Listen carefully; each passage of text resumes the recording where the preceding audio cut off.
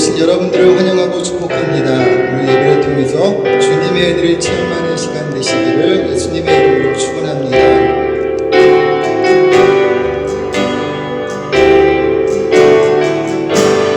마음속에 어려움이 있을 때,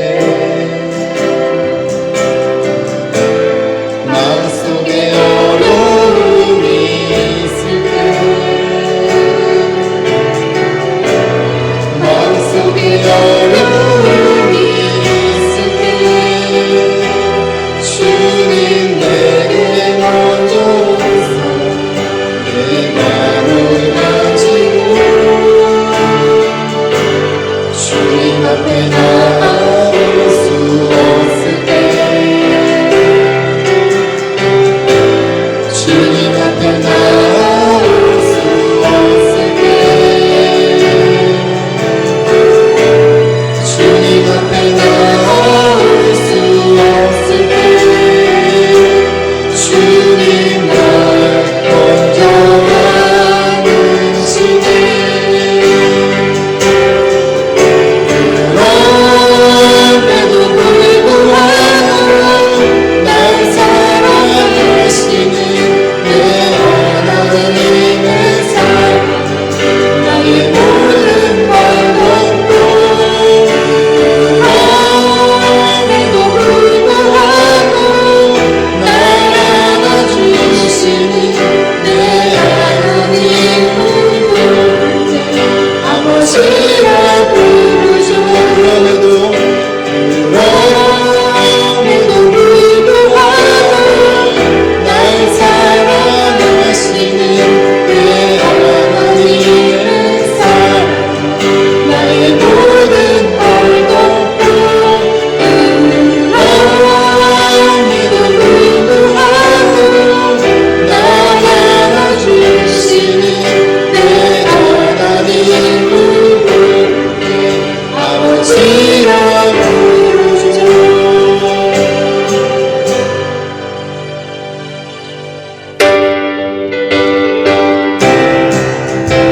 할렐루야. 힘차게 박수며 찬양드립니다. 죄심에 눌린 사람은 주께 나오라. 주 말씀 의지할 때에 너만 얻으리. 의지하세, 의지하세, 주 의지하세. 무하시네, 무하시네, 복구하시네. 참 구원 주신 주께서 도열을 여네. 눈같이 이게 하니 눈물을 잠그세. 의지하세, 의지하세, 주 의지하세. 무하시네, 무하시네, 복구하시네. 일 대신 우리 구세주 늘 인도하시네. 너시체 말고 우리가 참고를 받겠네. 의지하세, 의지하세, 주 의지하세. 구하시네, 구하시네, 복구하시네. 무섭고 하나 되어서 영원 길 걸으며 한없는 은혜 받아서 영원히 누리는. 의지하세, 의지하세, 주 의지하세.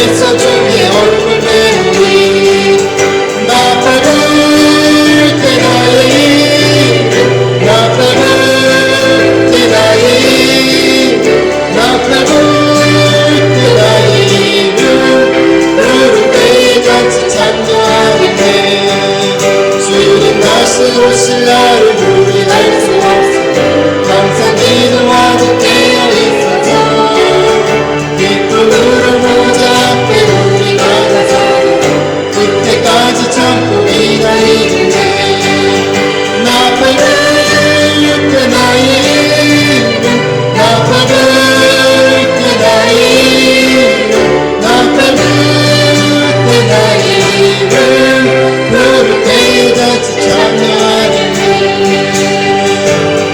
그날이 오전까지 예를 주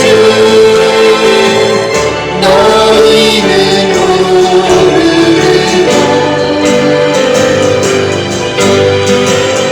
늘 깨어있으라 잠들지 말아라 주님만 오래가라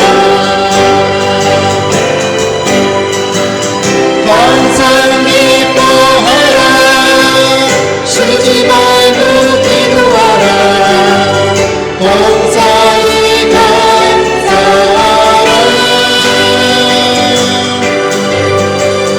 이는 예수 안에서 너희에게 향하신 하나님 뜻이니라 평강의 하나님이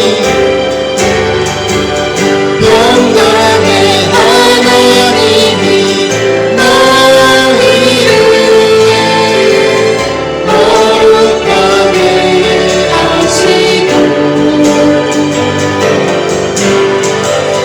영원과 영원히 주무신 그날에 응원히 원하노라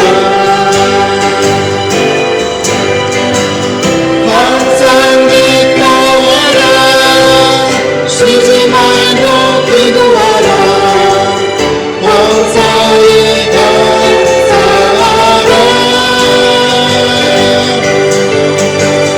이는 예수 안에서 너희에게 향하신 하나님 뜻이니 항상 기뻐하라 항상 기뻐하라 쉬지 말고 기도하라 범사에 감사하라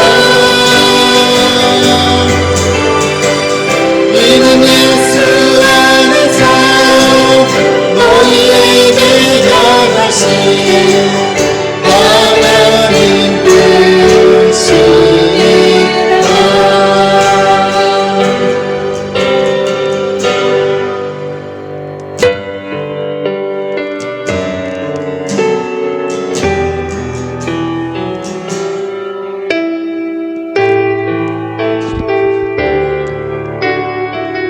사랑합니다 나의 예수님 사랑합니다 나의 예수님 사랑합니다 아주 많이 사랑합니다 너의 예수님 사랑합니다 그것뿐이요 사랑한다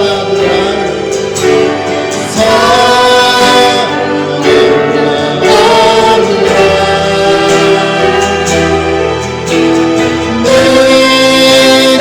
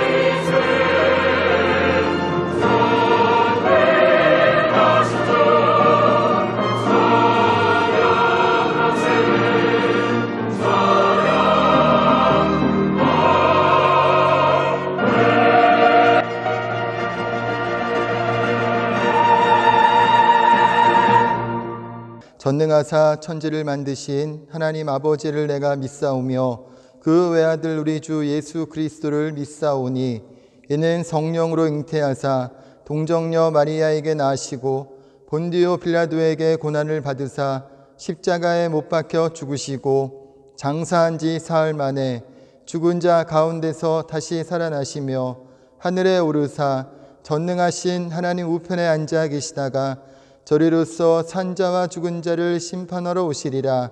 성령을 믿사오며 거룩한 공회와 성도가 서로 교통하는 것과 죄를 사하여 주시는 것과 몸이 다시 사는 것과 영원히 사는 것을 믿사옵나이다. 아멘.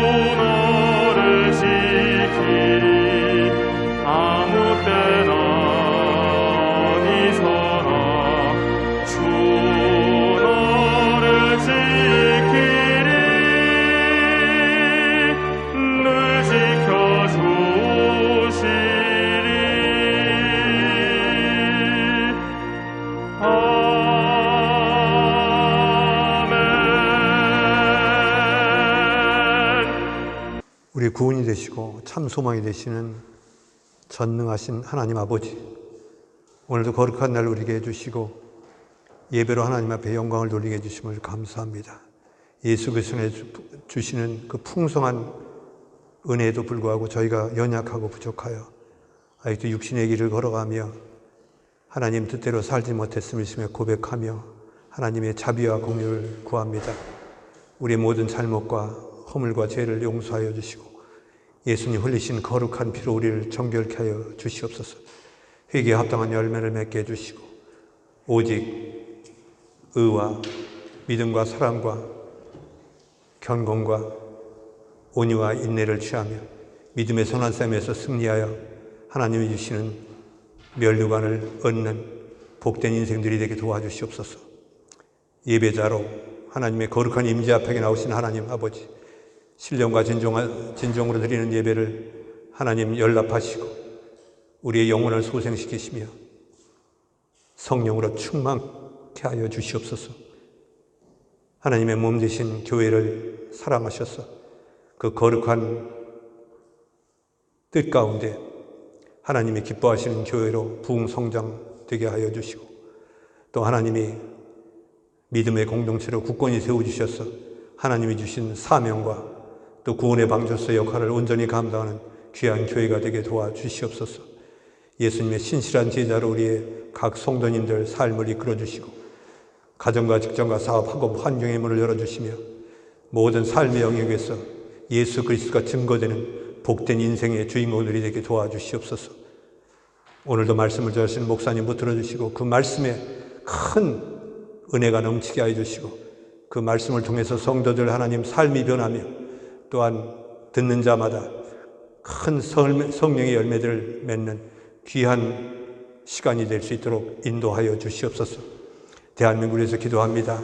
하나님이 기뻐하시는 백성, 나라가 되게 도와주시고 또 하나님께서 크게 사용하시는 귀한 민족, 백성, 나라가 되게 도와주시며 독일 땅에도 하나님 영적 부흥을 허락해 주셔서 이 땅의 백성들이 이제 주님께로 돌아오며 하나님의 전을 찾는 발걸음마다 기쁨을 다시 회복하는 귀한 역사가 이 땅에 있게 하여 주시옵소서. 이제 코로나19가 이제 점점 더 하나님 그 때가 가까이 오고 있음을 우리가 느낍니다.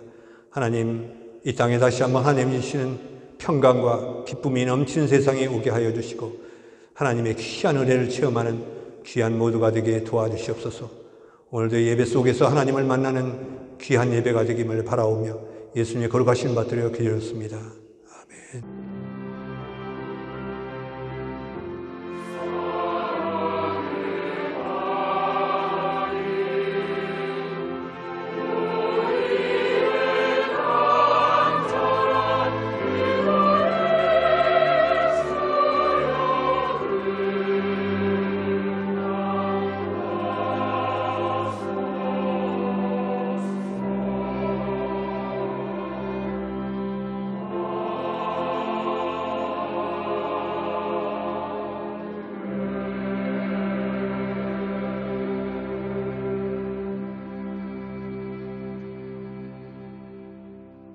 할렐루야. 오늘 은혜 받으실 말씀은 사도행전 5장 1절에서 11절까지의 말씀입니다. 사도행전 5장 1절에서 11절까지의 말씀 우리 다 함께 합독하시겠습니다. 아나니아라 하는 사람이 그의 아내 삽비라와 더불어 소유를 팔아 그 값에서 얼마를 감추매 그 아내도 알더라. 얼마만 가져다가 사도들의 발 앞에 두니 베드로가 이르되 아나니아야 어찌하여 사탄이 내 마음에 가득하여 내가 성령을 속이고 땅값 얼마를 감추었느냐.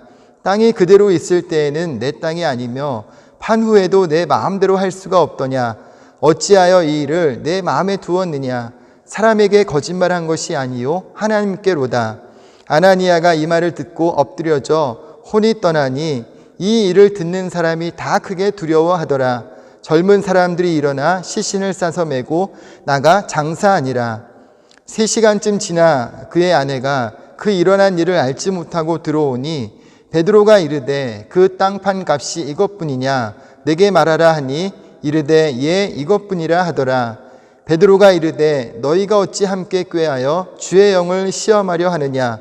보라 내 남편을 장사하고 오는 사람들의 발이 문 앞에 이르렀으니 또 너를 메어 내가리라 하니 곧 그가 베드로의 발 앞에 엎드려져 혼이 떠나는지라. 젊은 사람들이 들어와 죽은 것을 보고 메어다가 그의 아내 남편 곁에 장사하니 온 교회와 이 일을 듣는 사람들이 다 크게 두려워하니라. 아멘. 할렐루야. 한 주간 평안히 잘 지내셨습니까? 오늘 온라인 예배에 참여하시는 여러분들을 사랑하고 축복합니다. 오늘 예배를 통해서도 살아계신 주님을 만나고 우리의 모든 기도에 응답하시는 하나님의 은혜가 넘치도록 임하는 시간이 되시기를 예수님의 이름으로 축원합니다. 저는 오늘 함께 읽은 본문의 말씀을 중심으로 아나니아와 삽비라 사건 다시 보기라는 제목으로 말씀의 은혜를 나누고자 합니다. 우리는 일상생활을 하면서 많은 거짓말을 하면서 살아갑니다. 미국 서더 캘리포니아 대학의 심리학자 제럴드 제리슨의 연구 결과에 따르면 사람은 하루 평균 200번의 거짓말을 한다고 합니다.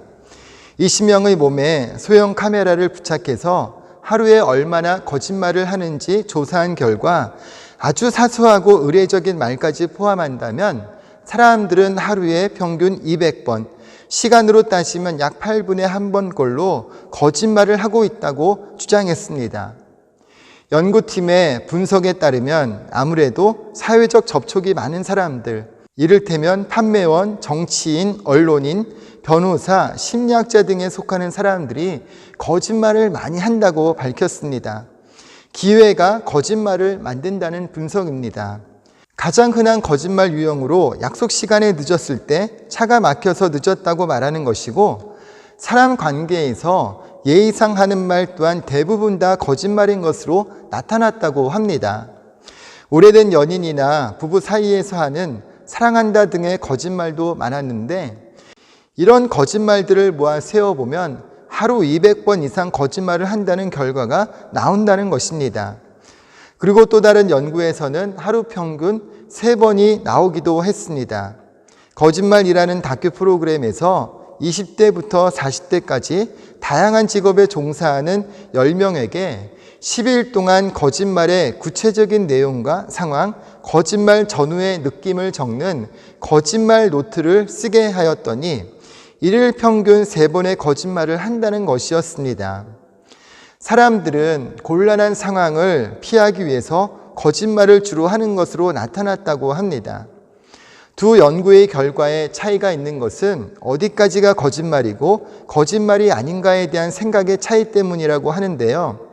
어찌되었든 사람들은 보통 만 3세 전후가 되면 거짓말을 시작해서 삶을 마감하는 날까지 거짓말을 한다는 것입니다. 거짓말에는 악의 없이 상황을 모면하기 위해 순간적으로 하게 되는 혼란의 거짓말, 남에게 잘 보이고자 하는 허영의 거짓말, 체면과 변명의 거짓말에서부터 타인에게 의도적으로 해를 끼쳐 처벌 대상이 되기도 하는 악의의 거짓말까지 매우 다양한 모습이 있다고 합니다. 사람들은 살면서 보고 듣고 느낀 것을 정직하게만 말하면서 살 수는 없을 것입니다. 그래서 어떤 거짓말은 사람들과의 관계를 더 좋게 만들기도 하고 기분을 좋게 만들기도 하지만, 어떤 거짓말은 자신의 삶을 어렵게 만들고 심지어는 신앙의 영역에도 나쁜 영향을 끼치는 것을 볼 수가 있습니다. 오늘 우리가 함께 읽은 본문의 말씀을 보면 아나니아와 삽비라 이야기가 나옵니다. 아나니아, 삽비라 부부가 자신의 땅 일부를 팔아서 사도들에게 가져왔는데, 땅을 판 돈 일부를 몰래 숨겨놓고 나머지만 가져온 것입니다. 그런데 베드로가 성령을 통해 이 사실을 알고 아나니아와 삽비라를 책망했을 때 그 자리에서 죽었습니다. 오늘 말씀의 내용은 우리가 잘 알고 있는 말씀인데요. 다시 한번 살펴보면서 어떤 신앙적 깨달음을 갖고 우리 신앙과 삶에 어떻게 적용해야 할지 함께 생각해 보고자 합니다. 첫째로 아나니아와 삽비라가 드린 헌금의 동기를 살펴보고자 합니다. 1절과 2절을 다시 보면 아나니아라는 사람이 그의 아내 삽비라와 더불어 소유를 팔아 그 값에서 얼마를 감춤해 그 아내도 알더라. 얼마만 가져다가 사도들의 발 앞에 두니라고 말씀합니다. 아나니아, 삽비라 부부가 자신들의 땅을 팔아서 그 중에 일부를 감추고 나머지만 사도들 앞에 가져왔습니다. 그런데 문제는 전부를 다 가져왔다고 거짓말을 한 것입니다. 4절의 말씀에 보면 베드로가 땅이 그대로 있을 때에는 내 땅이 아니며 판 후에도 내 마음대로 할 수가 없더냐고 말씀을 하는데, 쉬운 성경에서는 그 땅은 팔기 전에도 그대의 것이었고 판 뒤에도 그 돈을 그대 마음대로 할 수 있었소라고 말씀을 합니다. 땅 판 값을 가져오지 않아서도 문제가 되지 않는 것이고 일부만 가져와 드린다고 해도 문제가 되지 않는 일입니다. 그런데 일부를 가져오면서 전부를 가져왔다고 거짓말한 것이 문제입니다. 우리가 이 말씀을 잘 이해하려면 4장에 나오는 예루살렘 교회의 분위기를 살펴볼 필요가 있습니다. 사도행전 4장 34절과 35절을 보면 그 중에 가난한 사람이 없으니 이는 밭과 집 있는 자는 팔아 그 판 것의 값을 가져다가 사도들의 발 앞에 두매 그들이 각 사람의 필요를 따라 나누어 줌이라고 말씀을 합니다. 당시에 예루살렘 교회의 성도들은 가지고 있던 땅과 집을 판 값을 가져와서 사도들에게 주었고 사도들은 각 사람의 필요에 따라서 나누어 주었다고 말씀을 합니다. 한글 성경에는 땅과 집이라고 되어 있지만 원어적 의미로는 땅들과 집들로 되어 있습니다. 영어 성경이나 독일어 성경에도 땅들과 집들로 되어 있는 것을 볼 수 있습니다. 옛날이나 지금이나 소유가 풍성한 사람들이 있는데요. 당시에도 성도들 중에는 자기가 살고 있던 집 외에 갖고 있던 집들과 땅들이 있었는데 이들 중에 일부를 팔아서 그것을 가지고 와 사도들에게 드렸던 것입니다. 레위기 13장 23절을 보면 토지를 영구히 팔지 말 것은 토지는 다 내 것임이라 너희는 거류민이요 동거하는 자로서 나와 함께 있느니라고 말씀을 합니다. 구약에서 땅은 원칙적으로 하나님의 것이기 때문에 토지 매매가 되지 않습니다. 그러나 땅을 소유한 사람이 가난하게 되어서 어쩔 수 없이 땅을 팔게 될 때는 두 가지 규칙이 있었습니다. 하나는 토지 무르기로 땅을 팔 때 나와 제일 가까운 친척이 사서 나중에 무르기를 해주는 것이고 하나는 50년에 한 번씩 희년이 선포되어서 원래의 주인에게 땅을 돌려주는 것이었습니다. 이것은 약자를 보호하고 지키시기 위한 규정이었습니다.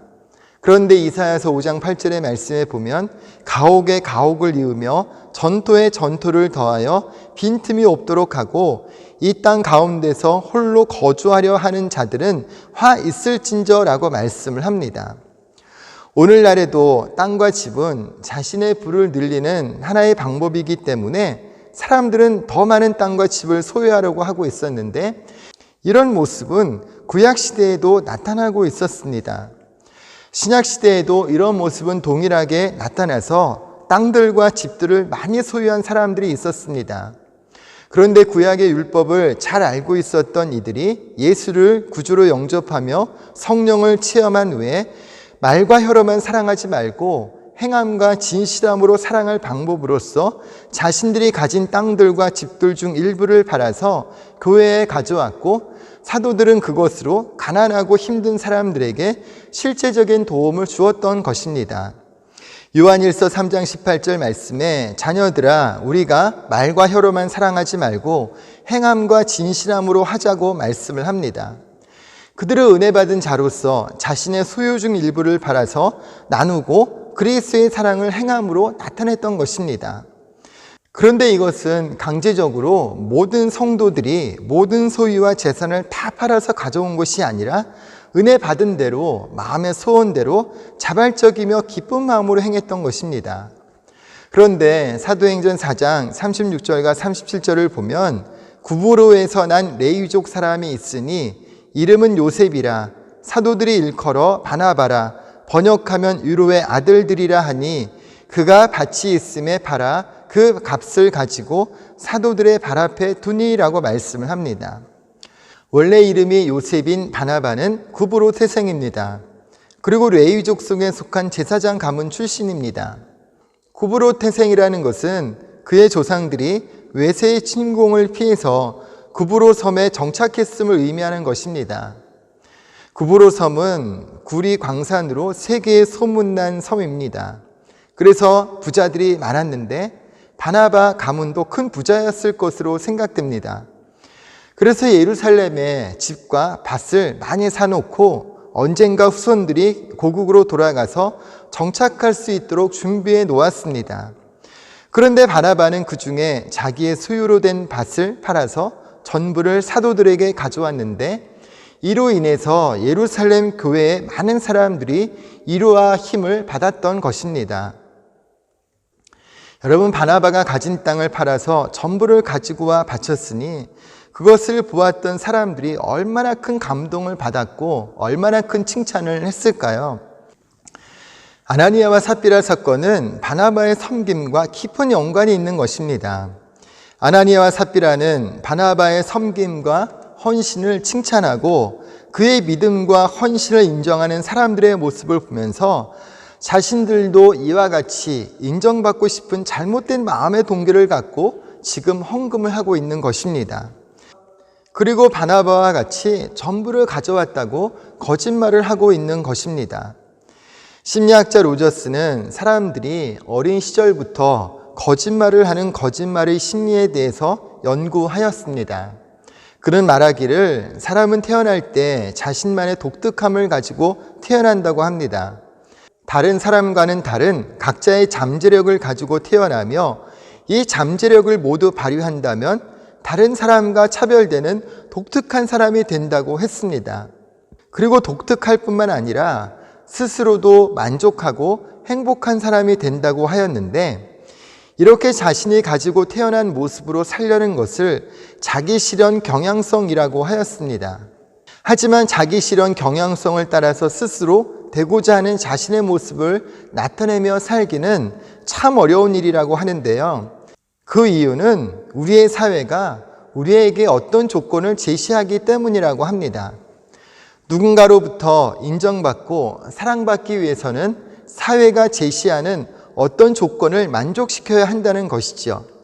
예를 들어서 부모들은 아이들에게 말을 잘 들으면 착한 아이라고 하고 학교에 가면 공부를 잘해야 칭찬을 해줍니다.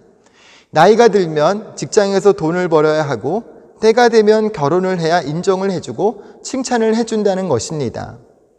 사람들에게는 사랑받고 싶은 욕구와 인정받고 싶은 강한 욕구가 있기 때문에 사회가 제시하는 조건을 충족시키면 문제가 되지 않지만 자신의 현실과 제시되는 조건이 불일치할 때 마음의 불편함과 불안함을 느끼게 되고 그것을 해결하는 방법으로서 거짓말을 한다는 것입니다. 쉽게 말해서 사람들은 사랑받고 인정받고 싶은 욕구가 강한데 사회가 제시하는 조건을 충족시키지 못한다고 생각할 때 거짓말을 통해서라도 사랑받고 인정받고 싶은 욕구를 충족시킨다는 것이죠. 그렇기 때문에 심리적으로 거짓말을 하는 이들의 성장 과정과 정신 세계를 살펴보면 이들에게는 뿌리 깊은 열등감과 지나친 자만감이 공존한다는 특징을 발견할 수 있다는 것입니다. 다른 사람과의 비교의식과 열등감 때문에 남에게 인정받고 싶은 욕구 때문에 결과를 생각하지 않고 거짓말을 하고 높은 자만심을 갖게 된다는 것입니다. 아나니아와 삽비라는 사람들에게 인정받고 높임받고 싶은 잘못된 동기로서 헌금을 하였을 뿐만이 아니라 거짓말로서 자신의 행동을 포장하고 있는 것을 볼 수 있습니다.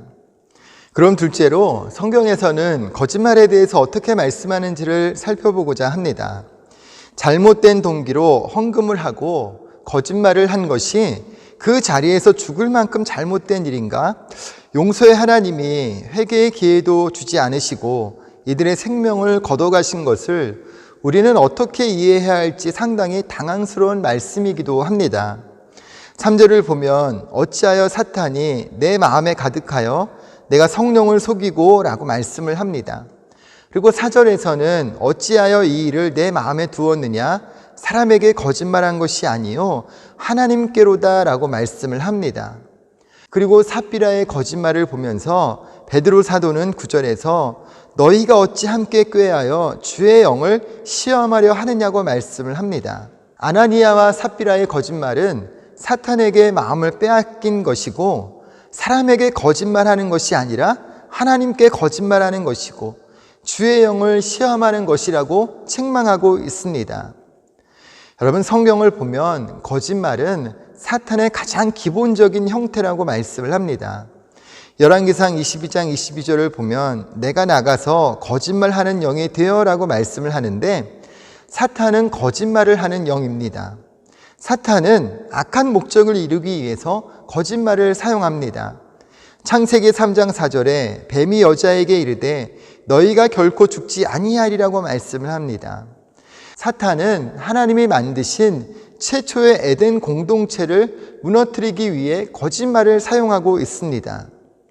오순절날 성령 강림의 놀라운 은혜를 통해서 신약교회 공동체가 탄생하며 복음을 전하며 그리스도의 십자가 은혜를 충만히 누리고 서로 가진 것을 나누는 사랑의 공동체로서 날마다 믿는 사람들의 숫자가 증가하고 있었는데, 바로 그런 이상적이고 모범이 되는 예루살렘 공동체를 흔들 만한 위기가 이 거짓말을 통해서 찾아온 것입니다.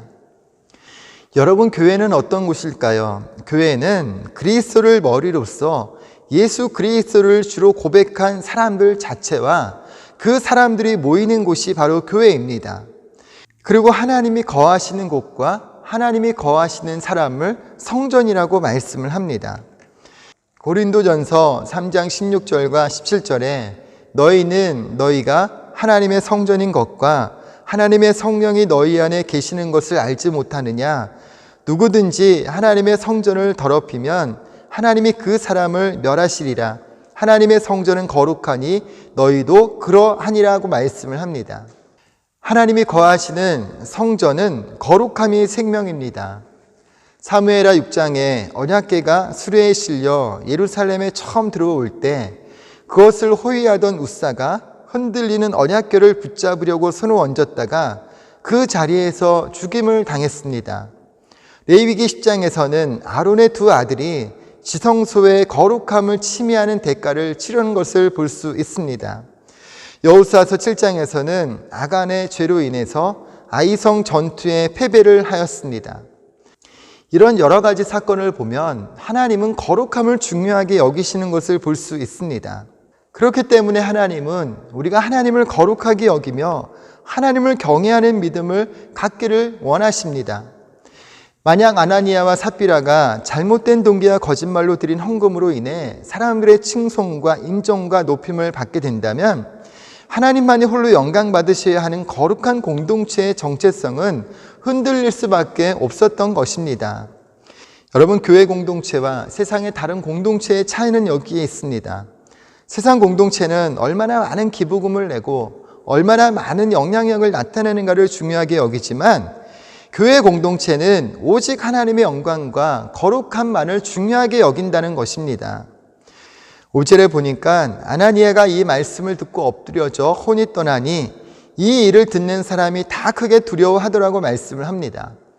그리고 11절에 온 교회와 이 일을 듣는 사람들이 다 크게 두려워하니라고 말씀을 합니다. 아나니아와 삽비라 사건으로 온 교회와 이 일을 듣는 사람들이 다 두려워했다고 말씀을 합니다. 여러분, 교회는 하나님의 역사하시는 거룩한 공동체입니다. 그렇기 때문에 하나님을 경외하는 마음, 두렵고 떨림으로 하나님을 예비하며 하나님을 섬기는 공동체가 되어야만 하는 것입니다. 이 사건 이전에 예루살렘 교회는 구제를 통해서 세상 사람들의 칭찬을 받았지만 하나님을 경외하는 모습으로 인정받지는 못했습니다. 그러나 이 사건을 통해서 교회는 하나님이 계시는 성전이구나, 성전은 거룩한 곳이기에 예비하는 자는 하나님을 경외하는 믿음으로 나아가며 섬겨야 한다는 것을 깨닫게 된 것입니다.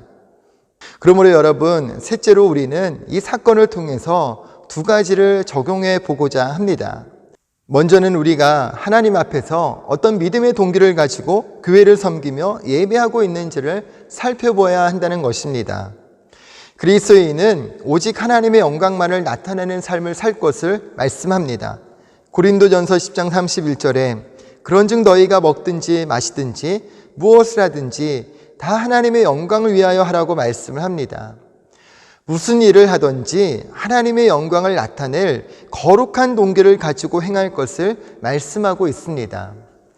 여러분, 우리가 무슨 일을 하든지 하나님의 이름을 기억하면서 가정과 직장과 교회와 모든 범사의 삶을 주님을 섬기는 듯한 마음으로 할 수 있어야 하는 것입니다. 해리 아이언사이드는 소년 시절에 스코틀랜드의 구두 만드는 가게에서 일을 한 적이 있습니다. 그 가게의 사장은 댄 맥케이라는 사람인데 그는 정직한 그리스도인으로서 그의 가게는 그리스도를 증거하는 실제적인 현장이었다고 합니다. 맥케이 씨는 기회가 있을 때마다 손님들에게 거듭남의 중요성과 그리스도를 믿는 믿음을 통해 구원받는 진리를 아는 것의 중요성에 대해서 아주 부드럽고 재치 있게 말한 결과 종종 그 구두방에서 사람들이 예수님을 영접하는 일이 일어났다고 합니다. 그 당시에 이 소녀는 구두 밑바닥에 될 가죽을 쳐서 펴는 일을 맡았는데 다른 구두가게 주인을 보니까 자신의 고용주인 맥케이 씨보다 더 사업이 잘 되고 번창한 것처럼 보였다고 합니다. 그런데 그 가게 사장이 구두 밑창을 쳐서 펴지 않았고 물에서 꺼내 축축한 상태로 못을 박는 모습을 보고서 그 주인에게 그렇게 하지 말라고 말했더니 이렇게 해야 사람들이 구두 수선을 더 자주 하러 온단다. 알겠냐 꼬마야? 라고 대답하더랍니다. 그래서 맥케이 씨에게 가서 가죽을 말리는데 공을 들일 필요가 없을 것 같다고 말했더니 맥케이 씨는 말하기를 해리야, 나는 그저 손님들로부터 1, 2천 원 더 벌자고 구두 수선을 하는 게 아니란다. 나는 이 일을 하나님의 영광을 위해서 하는 중이란다.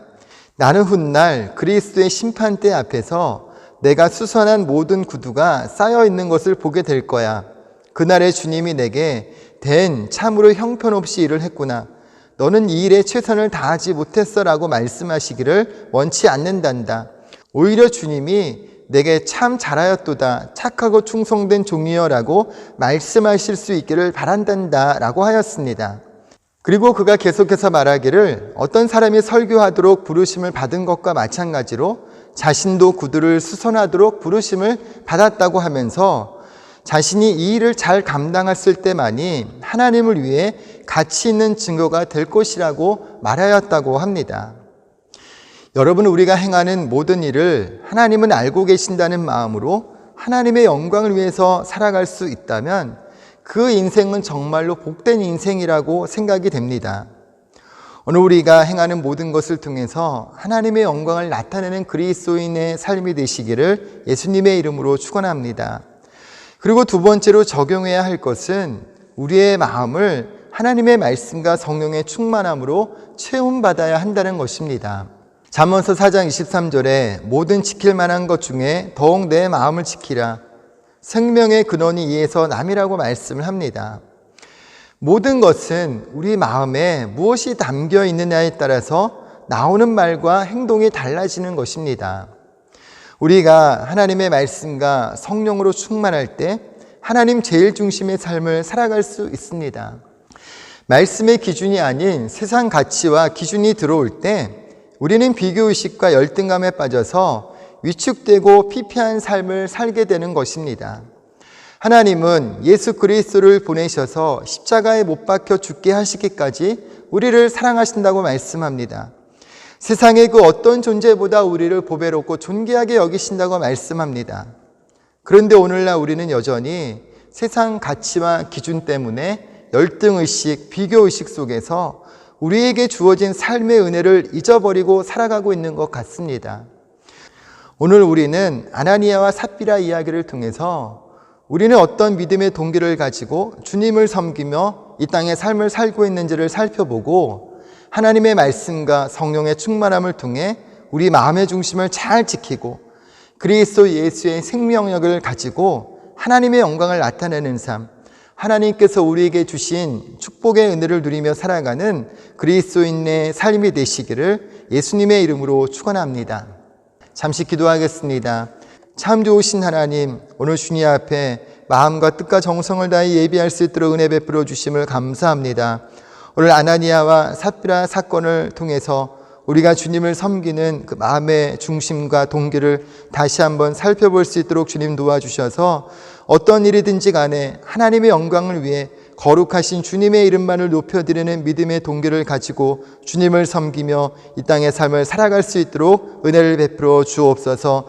무엇보다도 우리의 마음의 중심에 하나님의 말씀과 성령의 충만하신 은혜를 통하여서 세상의 가치, 세상의 기준이 들어오지 않도록 주님 도와주시고 그 어떤 열등의식, 비교의식도 우리의 마음에 침범하지 않도록 주님 도와주셔서 우리가 하나님이 주시는 복을 누리며 하나님을 기쁘시게 하는 삶의 모습으로 이 땅의 삶을 더욱더 힘있게 살아갈 수 있도록 주님 은혜를 베풀어 주옵소서.